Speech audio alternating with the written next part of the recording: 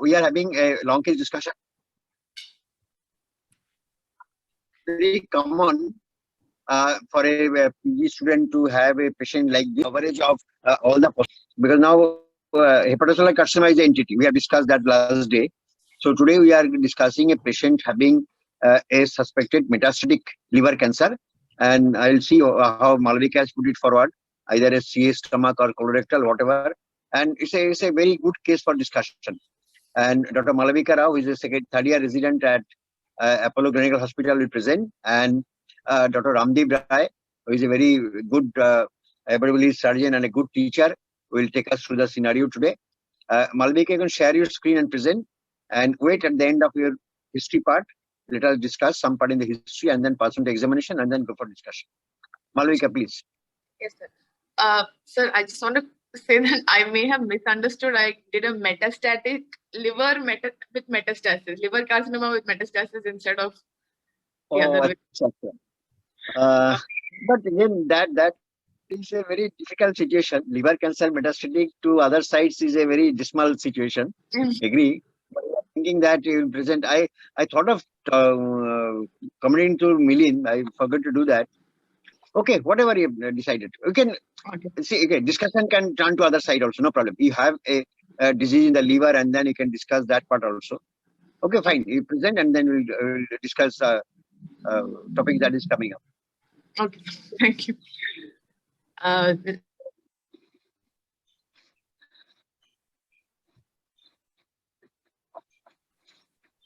Try to switch on your Malavika. Try to switch on your video if possible.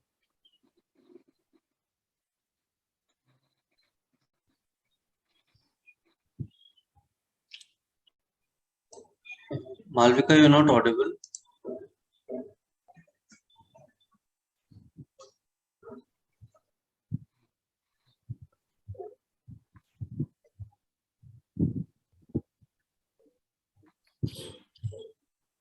Hello, Malvika, you're not audible.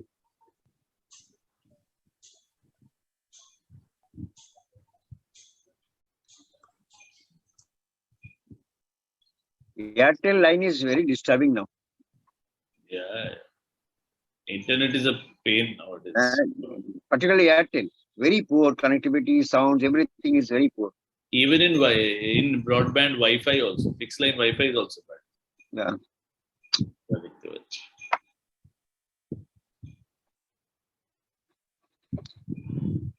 Malvika, we are ready to listen to you. So she's gotten disconnected, I think. I'm just asking her. Let her join.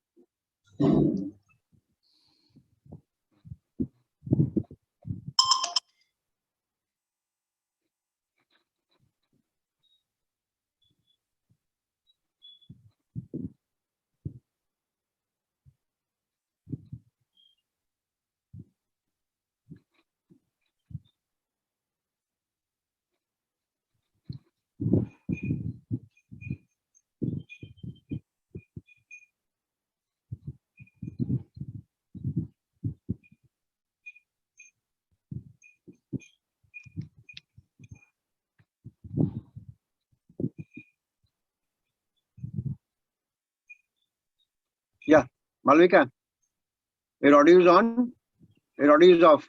Can you hear me now? Yeah. We can hear you. Hello? Okay. Yes. Like this.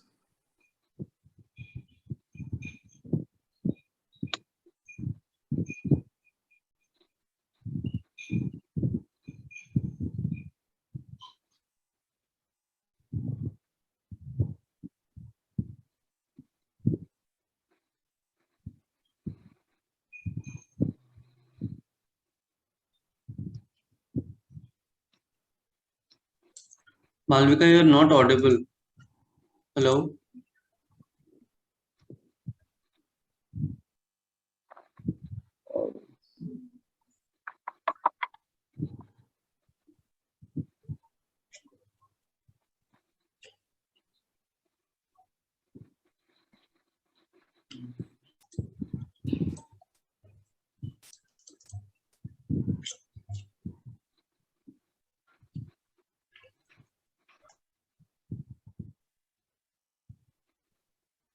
Hello?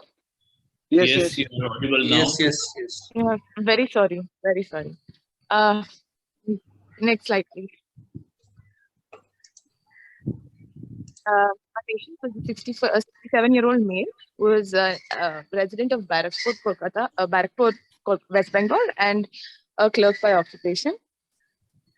He came with the chief complaints of cough for the past 3 weeks, yellowish discoloration of skin, sclera and urine for the past 3 months, and abdominal distension for the past 8 months, and fatigue for the past year. He was apparently well 1 year ago when he noticed an insidious onset fatigue and associated with loss of weight.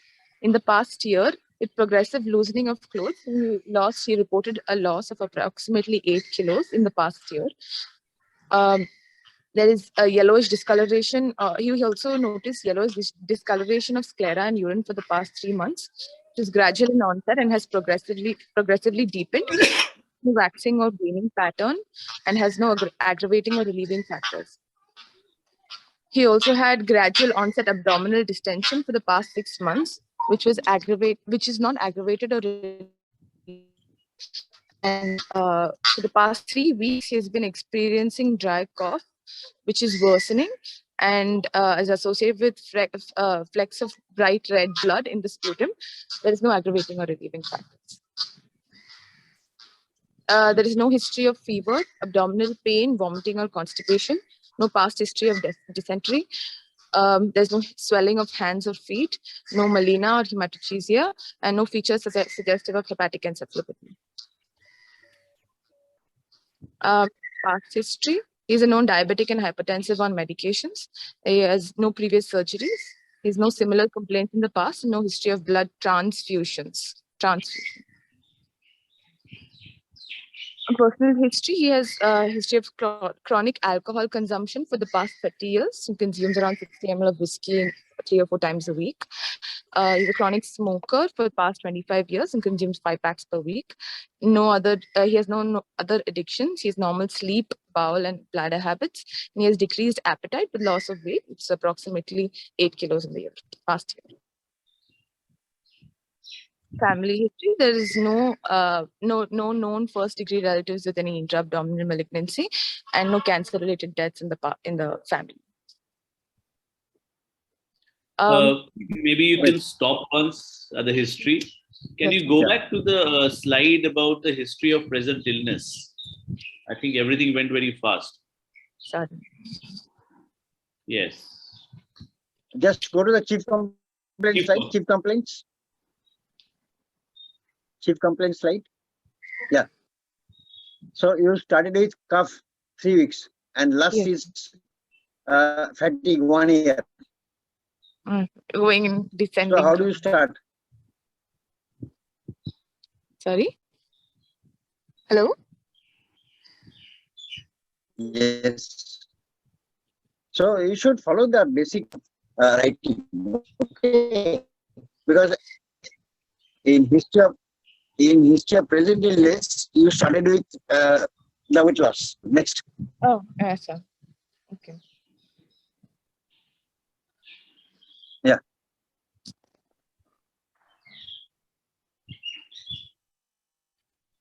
So you follow the same order for chief complaints and for history of present illness. Okay, sorry. Okay. Dr. Shah, would you like any points that you want to? Because you see, the history is not complete. You have given a history about the jaundice. So what else you like to come up? You have just given no vaccine warning. Is it a hepatocellular jaundice or is it obstructive jaundice? What else you need to mention in this part?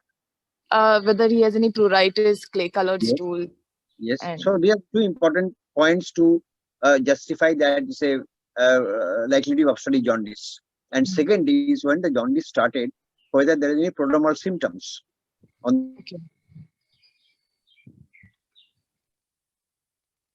So basically, the history of present illness has to be much more detailed, so that by history of present illness itself, we can have some degree of this patient might have also. Sorry, sir, your voice is getting patchy. Hello? Ramdeep, you are not audible. Hello? I think I'm Yeah. audible. Yes. Yeah, actually, your voice was breaking. Yeah, what I was telling Malavika was the history of present illness has to be much more detailed, every single point, so that by itself, by the history of present illness itself, we can give some idea about what is the cause of this, what is the diagnosis. So, like Dr. Shah said, you have to say whether there is high colored urine, clay colored stools, onset any itching, if the itching is there, whether it is generalized itching or not, obviously, and whether there is any bleeding in the stool, and the waxing and waning you have already mentioned. So by that itself, we should be able to tell what the diagnosis is. And you see, fatigue, weight loss, these are all related symptoms. So once you start saying fatigue, you describe the whole part in the same paragraph. Okay. Okay, sir. Okay, next slide. So do we usually mention dysentery, past history of dysentery? So just to rule out amoebic liver abscess, if he has had dysentery, then he's likely to have an amoebic. How do you say? I don't know. How do you say dysentery in the history? How does the one say? You can say long-standing loose diarrhea or whatever. Okay. Okay. You said fever is for amoebic liver abscess. Can hepatocellular cancer present with fever?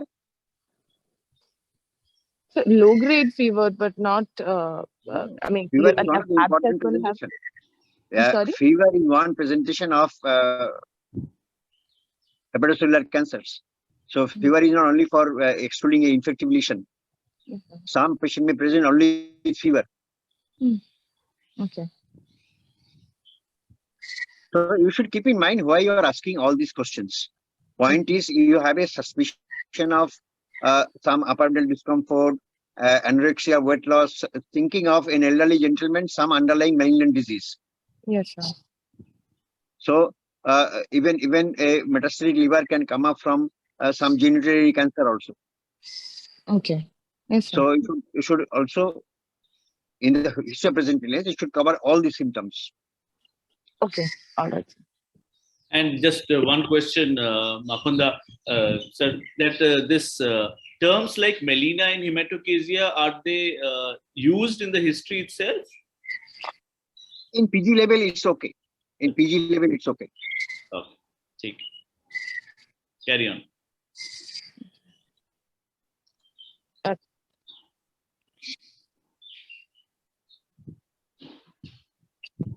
General examination, patient had a waddling gait. He is allowed conscious cooperative GCS of 15/15. His BMI is 20.5 kilos per meter square. He's apyrexial, pulse 68 beats per minute, regular, adequate volume, and no radiofemoral delay. BP is 130/80 millimeters of mercury in supine position in the right arm. Karnofsky's performance score is 60. There is pallor, icterus, pedal edema. He has pallor, icterus, and pedal edema, and there's no generalized lymphadenopathy, cyanosis, or clubbing, or raised JVP. On abdominal examination, on inspection, the abdomen is distended. Umbilicus is centrally located but shallow. All quadrants of the abdomen are moving proportionately with respiration. There are no scars, dilated veins, any obvious mass or visible peristalsis. The external genitalia is normal and hernial orifices are normal with no expansile coffin pulse.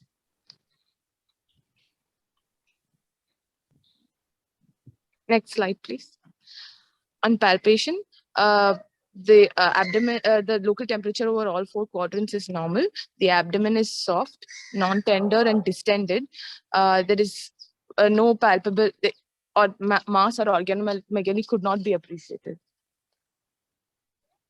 Percussion, there's horseshoe-shaped dullness over the abdomen, which is suggestive of moderate ascites, and organ dullness could not be differentiated from the ascitic dullness. On auscultation, bowel sounds are present. On digital rectal examination within normal limits. On systemic examination, there is equal air entry on both sides with coarse crepitations heard over both lungs, and CVS and CNS system is essentially normal. Should I summarize? Yes, yes. Okay. Summarize. My patient is a 67-year-old gentleman who presented with constitutional symptoms, progressive abdominal distension, jaundice, and cough with hemoptysis. He has known long-term alcohol consumption and cigarette smoking, and is a known diabetic and hypertensive. On examination, performance score is 60. He's otherwise alert and hemodynamically stable. Pallor, icterus, and mild pedal edema is present. The abdomen is soft, non-tender, and distended with features suggestive of moderate ascites. And on chest examination, there is bilateral coarse crepitations. My provisional diagnosis is a 67-year-old gentleman who's diabetic, hypertensive, with performance score of 60, who has jaundice and ascites, which is likely secondary to malignancy. And I'd like to offer a differential diagnosis of abdominal tuberculosis.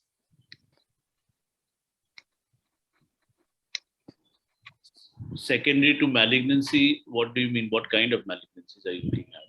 So because I could not find any obvious source of the malignancy, it could be anywhere in the abdomen. So if it's metastasized to the liver, it will also present with similar features. So I could not identify the source of the primary. Okay. Did you mention digital rectal examination? Yes, sir. It's within normal. And you mentioned the lymph nodes as well, but not. No cervical. Generalized lymphadenopathy in general examination. Okay. What intraabdominal malignancy can just present with non-specific symptoms like anorexia, weight loss, no other specific symptoms? This patient has jaundice, I feel. And Yes, have you sir. clarified this is obstructive jaundice or is a jaundice because of some chronic liver disease? I said it's not obstructive jaundice, but it could be because of chronic liver disease. He does have a history of chronic Can you alcohol keep it on consumption. the summary slide?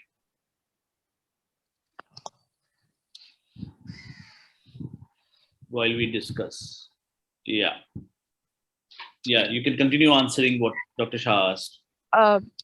Yeah. Even if I did not mention whether I did not clarify whether it's obstructive or jaundice because of CLD, but when I spoke to No, patient, you there have was to no. you have to very clearly give a diagnosis of obstructive jaundice if it is there in the diagnosis itself. Yes. Okay. Otherwise, it doesn't make sense. So you have to either establish it's obstructive or hepatocellular kind of jaundice. Okay.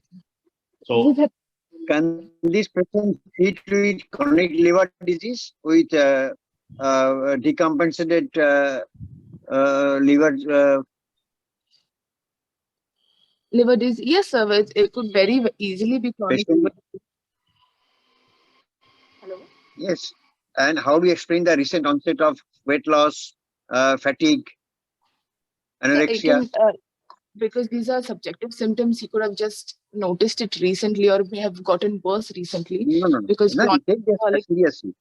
No, take that seriously. Patient has got 8 kg weight loss in a period of about 6 months or 1 year is a significant weight loss. What can happen on the Yes, sir. background of chronic liver disease? so he is a smoker. He's an alcoholic, Alcoholic, yes, sir. and he has very poor BMI, Yes, sir. and he's got more than a 1 year fatigue. Yes, sir. And then there's this problem. So you have not established it's obstructive. So agreed so far? Yes, sir. So in that case, you have fatigue, weight loss, ascites, more than 1 year history, and alcohol. So the first diagnosis can jolly well be a chronic liver disease related to the alcohol. Yes, sir. Okay. And Yes. if, And as Dr. Shah what is kind of asking, supervisor? there is a recent deterioration, then what are the thoughts in your mind? Because what is the possibility? The recent decompensation of the liver disease. That is one. And two, Apart from that, what can happen on the background of chronic liver disease? It is not very uncommon. I don't know, sir. stick to your diagnosis. What is your diagnosis? Malignancy. Yes. Oh, malignancy super. I thought other than malignancy, sorry. No, malignancy on the background of chronic liver Yes, disease. okay. Yes. Yes. So, which malignancy of the liver do you find developing in patients with cirrhosis? Hepatocellular carcinoma. Yes, that is the large majority. In some smaller number, what is the other malignancy you find? Intrahepatic Yes, cholangiocarcinoma. intrahepatic cholangiocarcinoma is also more common in patients with cirrhosis, and we find it more common. And sometimes we have a combination picture on pathology where you have both HCC as well as intrahepatic cholangiocarcinoma components together. Okay. Now, since you have not established whether it's obstructive or non-obstructive, on this slide, is there any feature which is suggestive in one direction by which you can say you can choose between obstructive and non-obstructive? The progressive abdominal distension, which is a site, not That's in everywhere, can happen in anything. That Ascites. is because of ascites. There is one thing here which points towards obstructive. towards obstructive. Oh no, sorry, there's no A. Sorry, my mistake. Hepatocellular, because No, of pallor. Yes, no, I thought there was itching there. No, there's only icterus. Okay. So you have not established. So should we go with obstructive or non-obstructive? So I forgot to mention in the slide, but I did ask the patient. Patient did not have any obstructive symptoms. Okay, Malvika, how common it is to get a jaundice in a patient who has got HCC or a metastatic liver? So it appears more in the advanced stages, and patient might in the earlier stages might not. In most of the cases, jaundice is not the presentation. Here, jaundice can be explained because of the chronic liver disease on the background of his alcohol for 30 years. Yes, sir. Okay, so this jaundice can be because of hepatocellular dysfunction. Can you consider any other malignancy in the abdomen in this patient? Elderly gentleman presenting with anorexia, weight loss. Sorry, sir, I couldn't catch your last question. Could you consider any other internal malignancy on the background of this elderly gentleman being presenting with anorexia, weight loss, just non-specific symptoms? Sir, lymphomas can present in the similar with constitutional symptoms, and I mean vague generalized symptoms. So if Which cancers in the abdomen?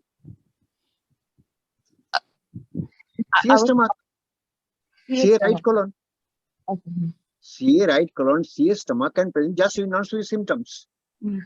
And this patient having some newer symptoms like fatigue, significant weight loss, anorexia, all points towards some malignancy. Yes, sir. Okay, you have built up a difficult scenario, I agree.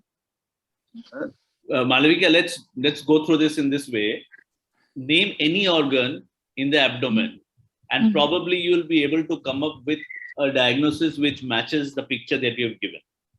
It can be a CA stomach with metastasis. Yes, sir. It can be a intestinal malignancy with a small intestinal malignancy with extensive metastasis. Yes. It can be a colonic malignancy with metastasis, or it can be a colonic malignancy which is leading to some kind of an obstructive picture. It can be a rectal malignancy with metastasis. It can be a gynecological pelvic malignancy with metastasis to the liver.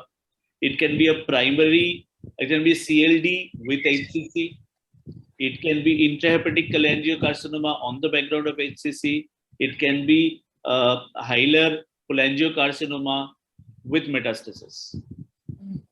it can be abdominal tuberculosis, which will also explain your pulmonary symptoms.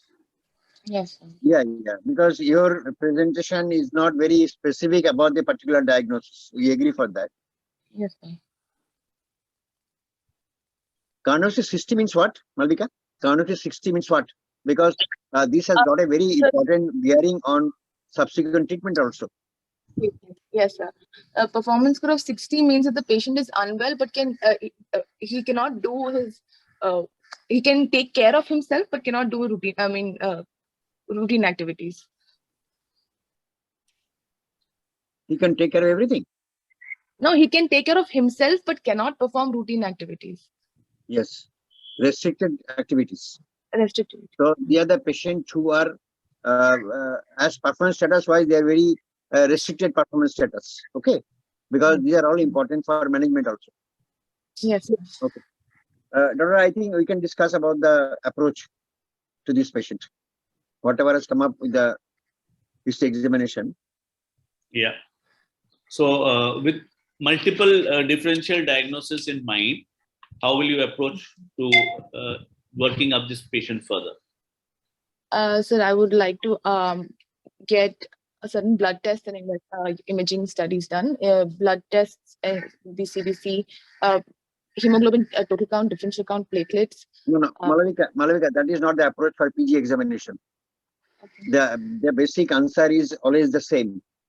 I like to do some investigation to confirm my diagnosis. Okay. Investigation to stage the disease if it is a malignant disease, and investigation to assess the patient fitness for anesthesia and surgery. So the approach is this: you have something in mind, you give a diagnosis. Yes. So plan investigation to confirm your point of contention. Okay, sir. To confirm my diagnosis, I would like to do an ultrasonography of the whole abdomen to start with, which will give me the it will show me if there is any pathology in the abdomen which I could not palpate, which is not clinically evident. Give me the measure of ascites.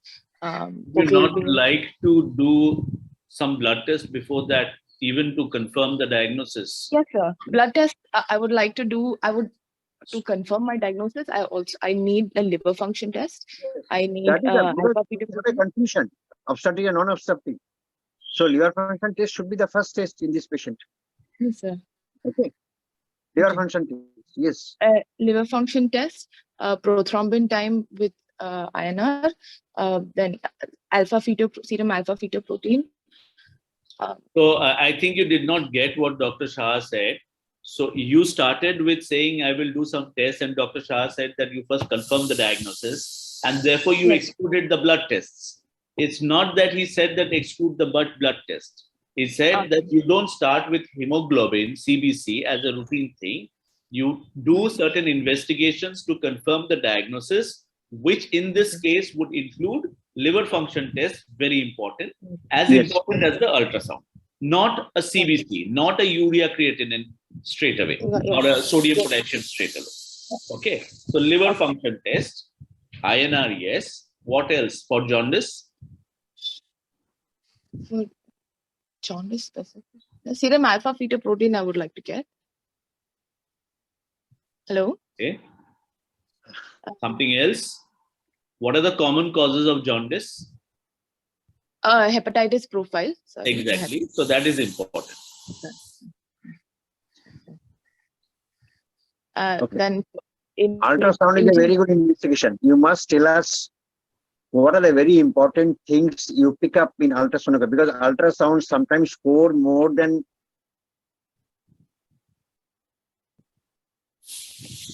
Hello. I think we lost Dr. Shah's audio. Oh, okay. So I think what he was mentioning is that the ultrasound can sometimes be better than the CT scan as well. The ultrasound can be better. Must give us a. We lost you in between, Dr. Shah.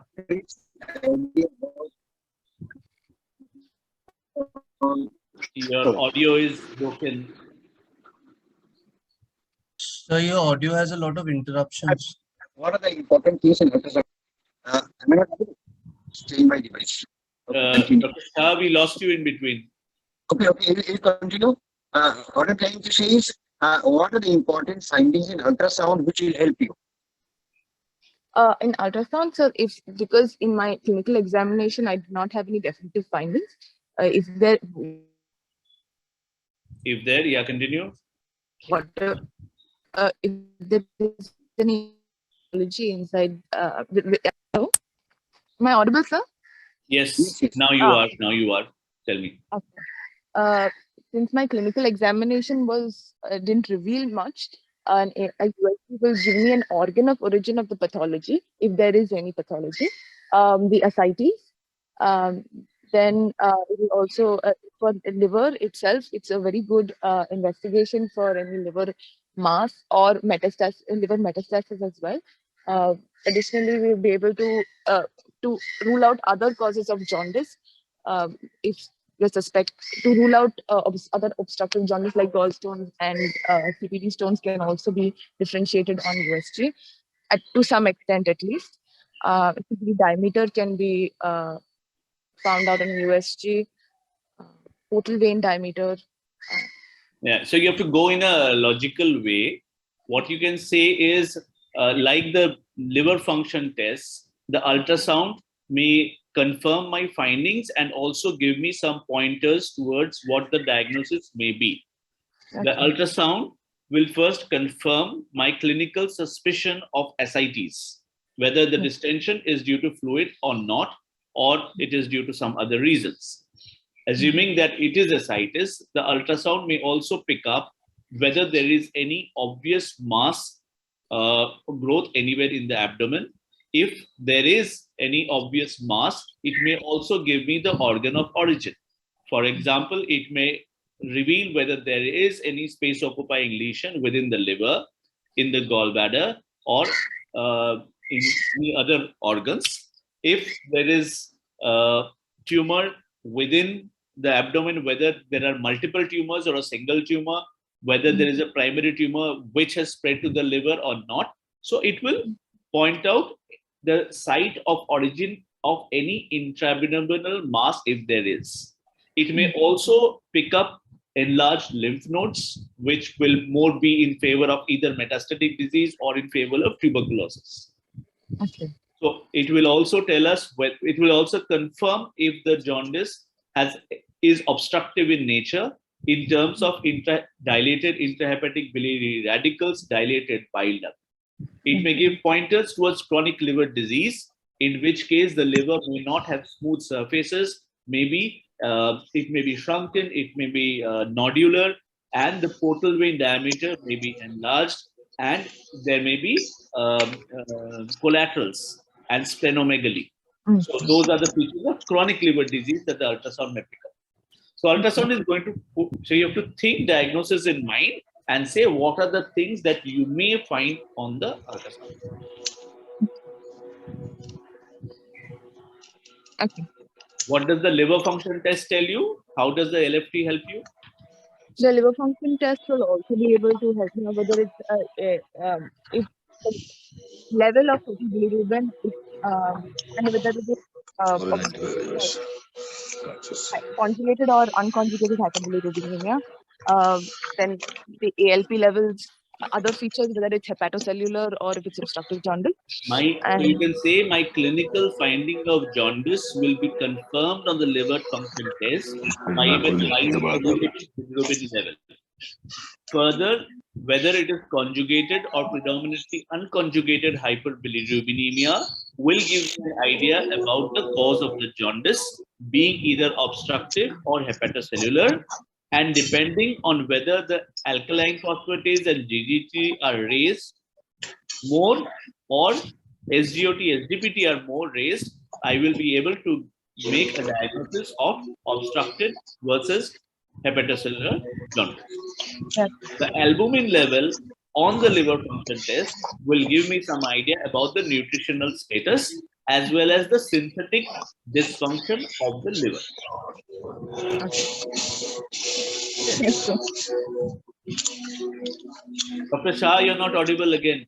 Audio is off. We can give a scenario.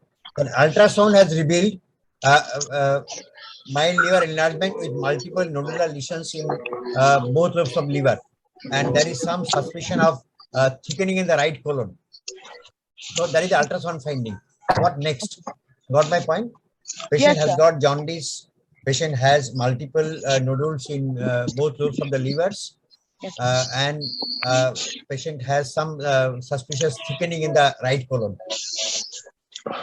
On ultrasound, I would like to go ahead with the CT scan to get the anatomy of the mass, of the colonic mass more clearly.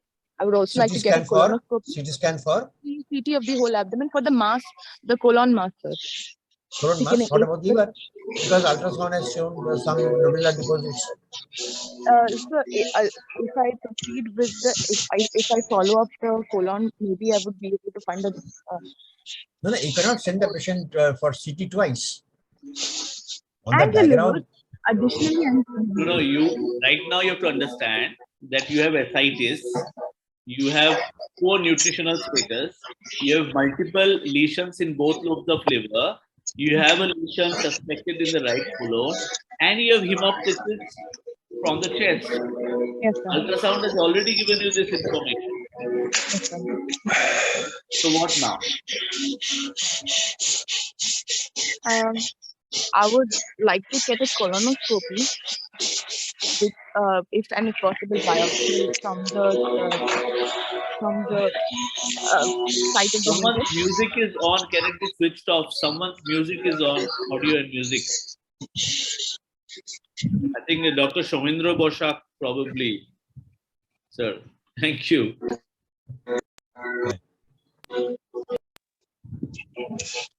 okay. Carry on. We will do colonoscopy first, or you like to have a CT scan mapping first? I would like to get a CCT first, sir, if Yes, possible. yes. Why confine only to the colon? CCT is important both for the. You see, this patient has got the background of chronic liver disease. Yes, sir. So is it the nodules of cirrhotic macronodules, or it is likely to be a metastatic nodule that needs to be ascertained on CT scan? How CT scan going to help you? One is local Yes, colonic sir. staging. That information. Sorry, sir, your voice is getting cut. How CT scan going to help you? CT. CT scan will give us a better delineation of the anatomy of the for the liver. For the liver, Yes. I'm talking about the liver now. Will give a better anatomy. Will definitely give the number of nodules, the dimension of the nodules. If there are any lymph node metastases. If you are going for a CT of the liver, you have to mention something to the radiologist. In the background of liver tumor assessment. Phase. Yes. Triple phase assessment, and sometimes for liver we can do quadruple phase also. So what are the characteristics of a metastatic nodule in the liver in CT? We'll have arterial enhancement and delayed washout. And Delayed washout. delayed washout? Are you sure? How it appears in portal venous phase, the metastatic nodules? Portal venous, it'll be enhanced. Sir. No, it is hypodense. In portal venous phase, the metastatic nodules appear hypodense. Okay. Delayed washout is happening in hemangiomas. I am right? Yeah. Okay, so CT is a very good investigation. That can give us an idea about any liver architecture change, because we have a strong suspicion of chronic liver disease in this patient in view of long history of alcohol, ascites. Okay, and then CT also helps you in assessing the liver, colon. Yes, sir. Colon. Yeah, because you see, this patient has got non-specific symptoms. Sometimes right colonic mass may present like that. What next? Then a colonoscopy for the to assess the mass and get a biopsy from the right colonic mass. Okay, well, I give you a scenario. Colonoscopy revealed there is a cauliflower-like mass in the ascending colon, and taken a biopsy. Report came as poorly differentiated adenocarcinoma in the colon, and the liver nodule, as is seen in ultrasound, also is covered in the CT. Sorry, sir, your voice is getting cut a lot. Okay, what I'm saying is colonoscopy has revealed there is a proliferative mass in the right colon, Yes, sir. Biopsy has been done and that shows a poorly differentiated adenocarcinoma, Yes, sir. and the liver nodules are suspicious of metastasis. Do you need to do a FNA from the liver nodules to confirm that they are metastatic? No, sir, I don't need to do an FNA from the liver Yes. nodule. So FNA is not the recommendation for diagnosis of metastatic disease because on the background of a mass being there in the abdomen and the imaging characteristics give a diagnosis. That's true. Yes. Okay, fine. So it's a right colonic growth with liver metastasis, ascites, and patient has jaundice, which is likely to be because of associated chronic liver disease. Yes. What next? So once we have confirmed that diagnosis, I'd like to stage the disease. We have done a CT scan of the whole abdomen. I'd also like to get an CT Abdomen also will include pelvis also. Okay. scan of the It will chest be abdomen and pelvis both. for lung. There's any lung in the abdomen. Yes, sir. In this scenario that you gave me, I don't know if the patient has chest symptoms, but my patient did have chest You symptoms. studied with cuff. Yes, You sir. studied the history with the cuff. So even No, if the in this patient has yes. no finding in Let's chest, assume it is there. Let's the same patient. So the Yeah. chest surroundings remain the same. Okay. so even then, patient has got a metastatic liver. CT chest is standard of care. You have to do CT chest to assess any other spread to the lung. That is part of staging investigation. You must do. Yeah. CT Yes. brain is not the routine, but Not CT chest yes. Once I have staged my disease, I would also then I would like to get so I will classify my patient based on their Any role for markers? Any role for markers? AFP, sir, I mentioned beginning, serum AFP and CEA.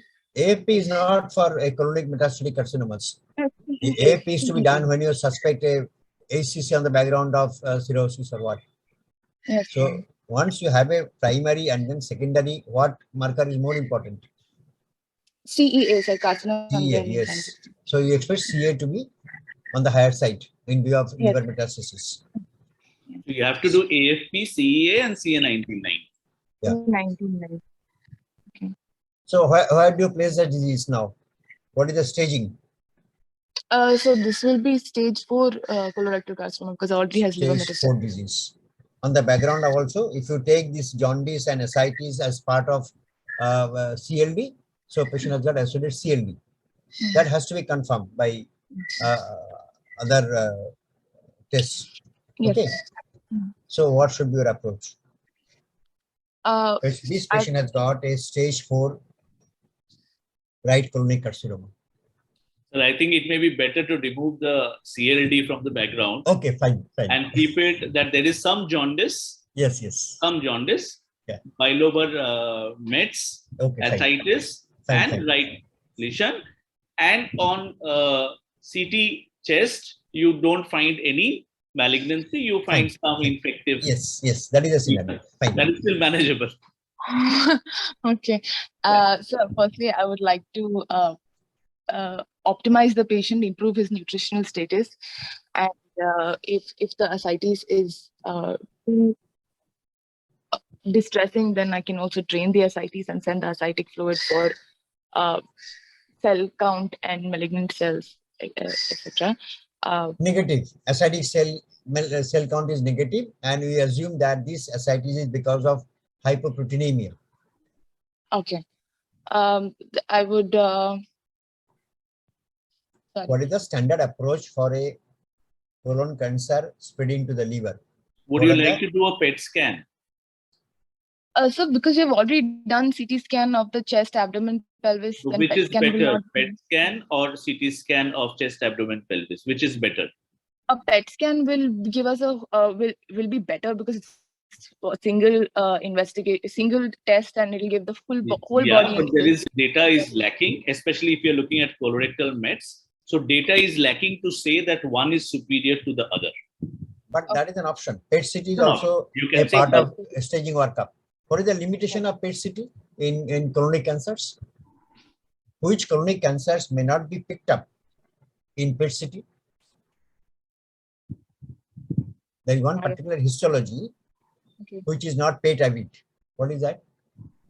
I don't know, sir. Mucinous. Okay. Mucinous colonic and stomach carcinomas, they don't pick up But, FDG. So if it is a mucinous variety, this is not the cancer which picks up FDG. Okay. okay. So otherwise, FDG PET is also a part of staging workup in stage 4 cancers. So once I've optimized my patient, improved his nutritional status, we'll mainly have to go for palliative and supportive therapy. I would like to counsel my patient about his prognosis and his. You have liver cancer and colonic cancer diagnosed on the first sitting. What is that called as? Liver cancer, liver spread, and colonic cancer diagnosed on first assessment. What is that entity called as? I don't know, sir. No. You know it. So there are simultaneous present of the tumor and metastasis. It's not as if the metastasis came up 6 months later. Okay. This is synchronous. Synchronous. Synchronous liver metastasis on the background of a right colonic cancer. And metachronous is when it's found at 6 months interval. after 6 months. The time limit is 6 months. Okay. So the metachronous liver cancer can occur in as high as 30 to 40% patient of liver colonic cancers. Yes. Okay. And synchronous is not very high. It's about 5 to 10%. Okay. Okay. So what is the strategy? What is the strategy for patient who has got stage 4 colon cancer? It's not, you see, the term only palliative is not there in colorectal cancers. Patient having colorectal cancer with liver metastasis, people have newer treatments. Yes, And they are not only palliative now, there are even 5-year survival. Okay, sir. Yes. So patient, since he is not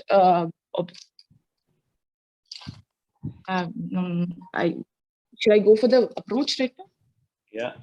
Oh, so once we have finished confirming staging, optimizing, and then we can prepare the patient for surgery. If the mass is surgically resectable, we can go for right hemicolectomy of surgery with right hemicolectomy for the mass with an ileostomy, or right colonic cancer, who do ileostomy on? not ileostomy, sir. Ileocolic anastomosis. Ileocolic anastomosis. If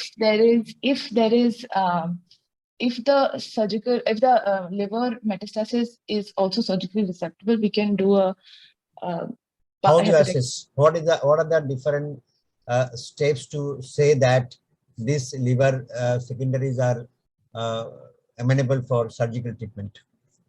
So they should be if it's since it will be multiple, it should be limited to one lobe or one lobe of the liver, and there should be adequate functional future liver remnant volume, so that we can go. How much? If it's a non-diseased liver, will be 30%, and if it's a diseased liver, we'll go 40%. Around 40%. Mm-hmm. Okay. So you have to plan reasonably ahead based on CT volumetry. Yes. Even biliver metastasis can be taken care of by surgical treatment. Because if you go to there are a lot of trials. I cannot remember all the trials. There are a lot of Basically, trials. you have to do the CT scan, and on the CT, you will be able to characterize the anatomy of the metastasis. Okay. You have to establish whether it's an isolated liver metastasis, isolated CRC mets from to the liver, or if it's a limited disease, or if it's an extensive bilobar disease. Because initially, Dr. Shah had said that there's a bilobar disease. That is what he thought. Traditionally, surgery would be done when the disease is single, isolated, or limited. Earlier, it was less than 3 lesions, or at least restricted to one side of the liver, so that you have an adequate functional liver remnant of 40%. However, now it is appreciated that so long as you can resect all the mets in the liver with negative margins, then there is a definite survival benefit. Based on the feasibility of surgery for the colorectal mets to the liver, we have to decide whether the patient will be upfront offered surgery or will be upfront offered other modalities like chemotherapy. Okay. Okay.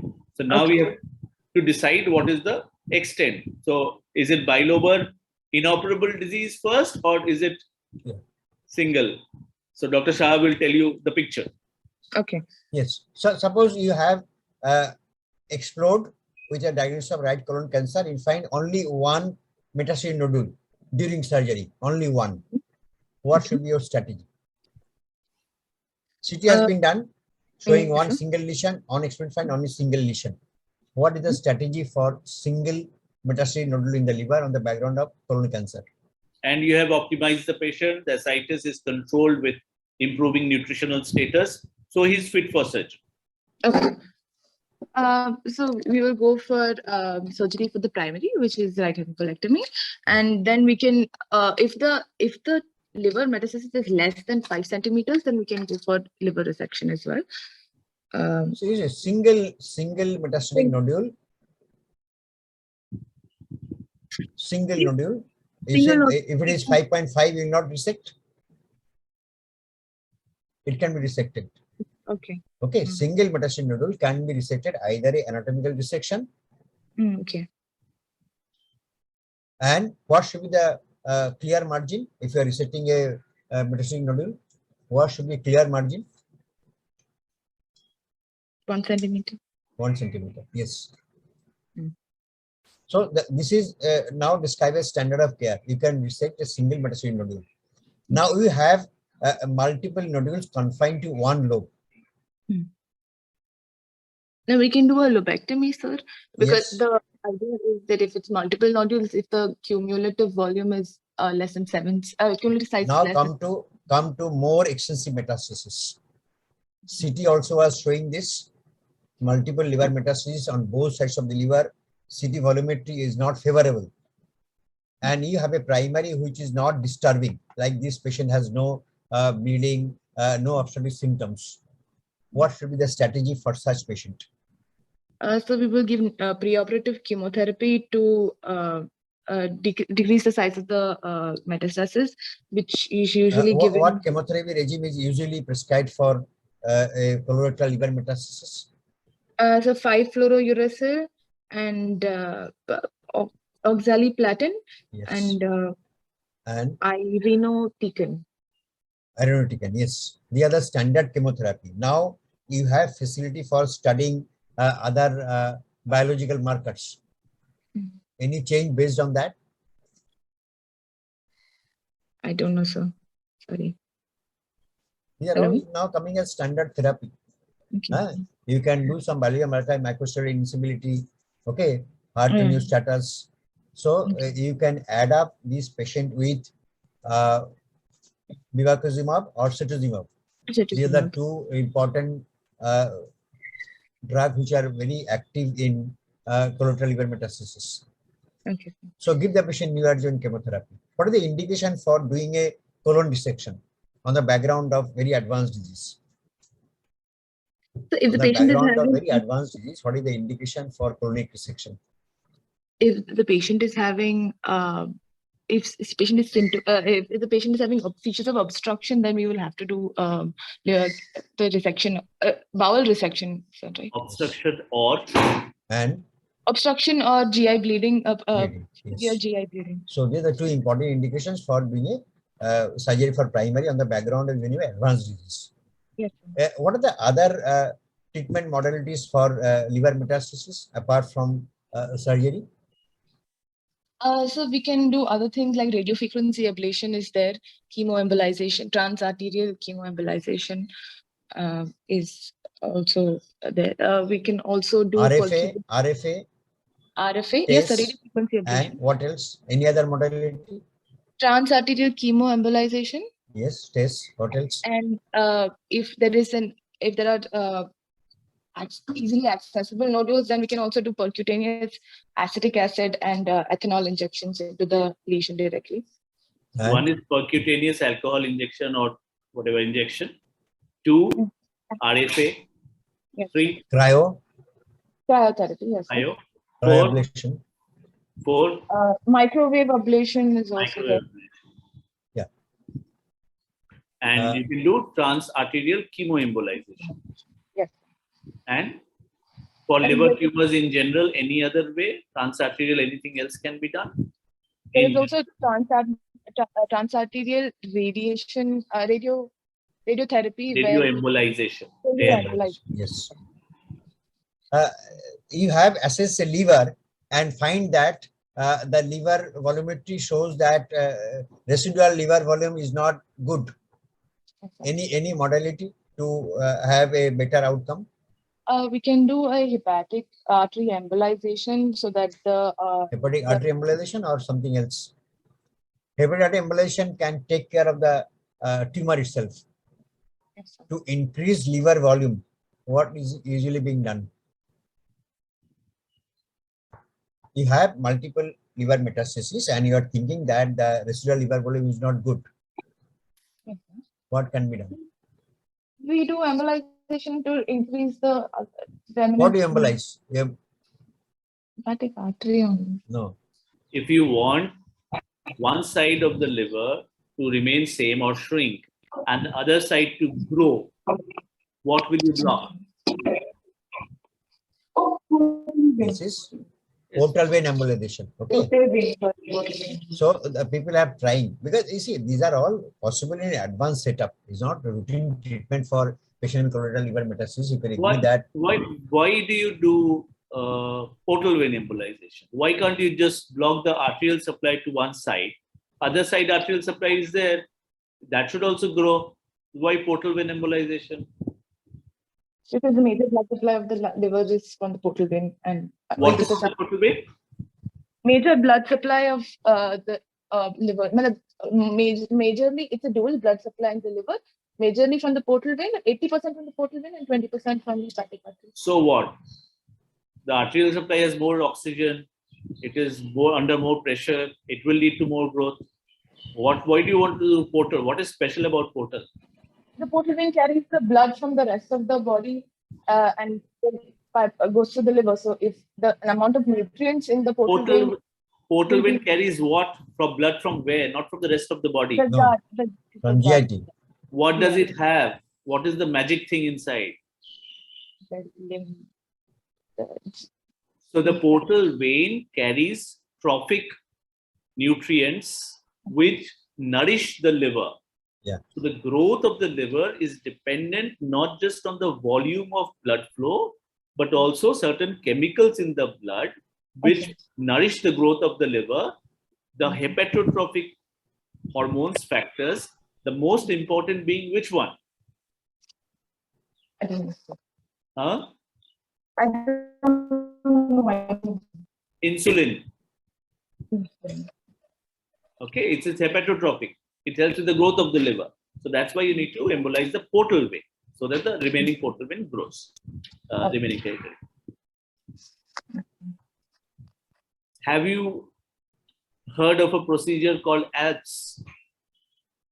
Yes, it's a two-stage liver resection where the first stage is, I don't remember, I did it a long time ago, I don't remember exactly, but the first procedure is done to increase the liver function FLR. Then the second procedure is liver resection. Can you tell us the full form of ALPS? I don't remember, sir. So you are associated liver partition and portal vein ligation. So you are cutting the liver, that is liver partition, and you're tying one side of the portal vein. So it is portal vein ligation for staged hepatectomy. So for a staged hepatectomy, it's associated liver partition and portal vein ligation for staged hepatectomy. Okay. Read about it. Not a common procedure, but done. Yeah. Okay, Malavi, last question. Malavi, what is the difference in outcome of stomach malignancy metastasis into the liver? Is it same outcome as colorectal, or it's better, or worse? It's worse outcome, It's sir. worse. It is Yes. worse outcome. So Stomach it is cancer. said that, yeah. If So- the patient has a colon tumor and limited or isolated liver mets, and also has disease outside this liver and colon, Okay. will he or she be a candidate for surgery? So if the suppose lung mets, if it's located to one lobe, you can still do a lobectomy, and that can also be Yes. curative. But Yes. if it is to other organs which cannot be resected, then we'll have to give chemotherapy. Okay, done. What is the role of CEA in colorectal disease or colorectal mets to the liver? What does it tell us? So it's a prognostic indicator, and it also helps us with getting a recurrence, to diagnose recurrence. So once the surgery is finally, the first time the surgery has been done, once the CA returns to normal, we So it has limited diagnostic value. limited diagnostic value, but It is prognostic. used in serial monitoring to say whether it is rising or falling, and maybe used for surveillance later on. And does it give an idea about the prognosis in case of liver mets? Not sure. So there are some factors which predict to a poor prognosis in colorectal mets to the liver. The size being more than 5 centimeters, more than one tumors, positive margins, and CEA more than 200. 200. CEA more than 200. And vascular innervation. Vascular innervation. Associated lymphadenopathy. And lymph nodes if the lymph nodes were positive with the colon, then the results are comparatively bad for the liver dissection also. Okay. Okay, Malavika, thank you. Thank you, sir. Okay, thank you, Dr. Rai.